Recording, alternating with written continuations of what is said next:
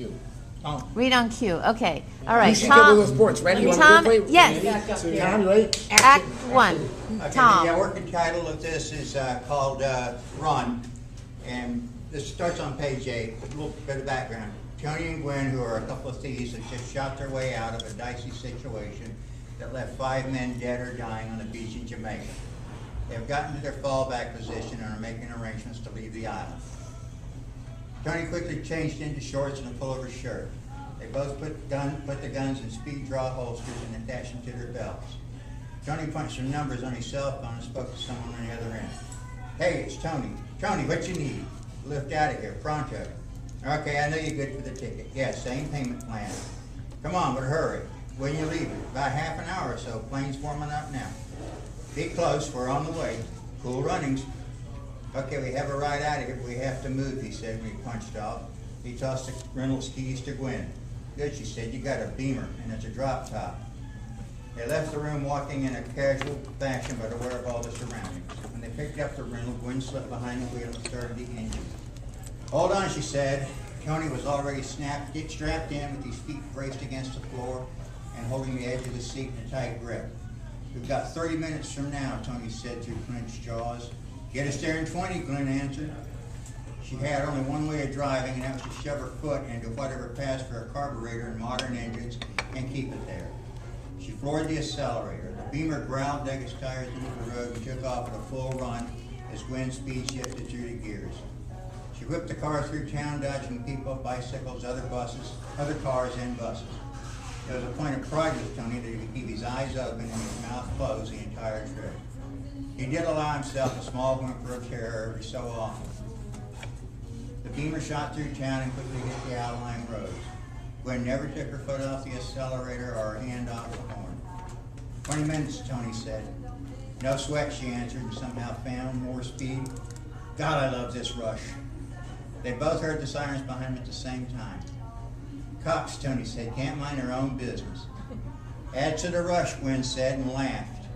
Gwen kept focused on the road, dodging rocks, potholes, and other miscellaneous items the same way she whipped through an SCCA Gymkhana with her Porsche.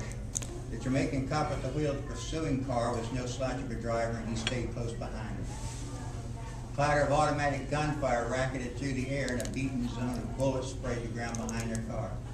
Bastards are shooting, Tony said. I thought these cops didn't carry guns. That's the Bahamas, Gwen told him.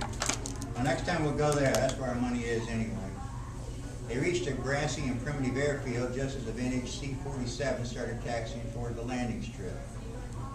World War II markings decorated the fuselage, and a Petty Girl pinup, along with the plane's name of Smack and Cracker, embellished the nose with 10 mission markings painted underneath everything.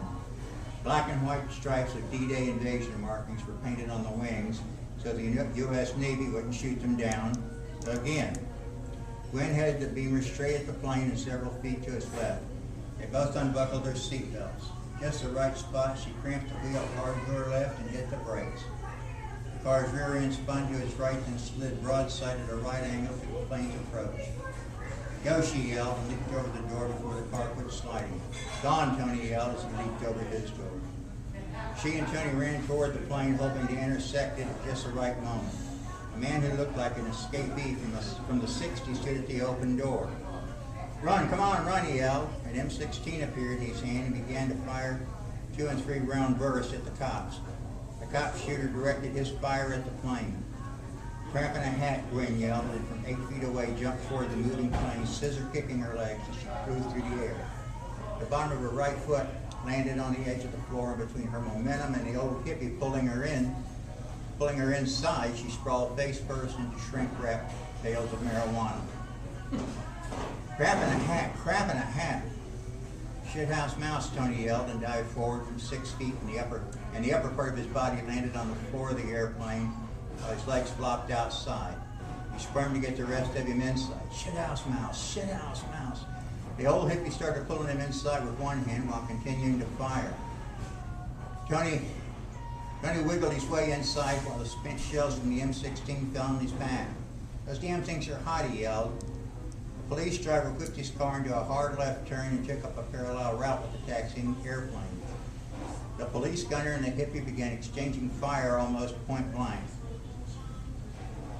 Tony and Gwen pulled their .380s from the holsters, twisted to face the door, and rolled into a prone position, holding their weapons in both hands to add to the firefight. Another hippie yelled, "Don't shoot, don't shoot." The plane left the ground, then straining with a 45-degree angle to climb, Tony and Gwen rolled across the floor towards the back of the airplane. The hippie safety straps held him upright. He leaned out of the plane and waved at the cops, who waved back. I thought it brought him. Yeah, that's all it brought. All right. Cut, hold on. All right, stop. Oh, sorry.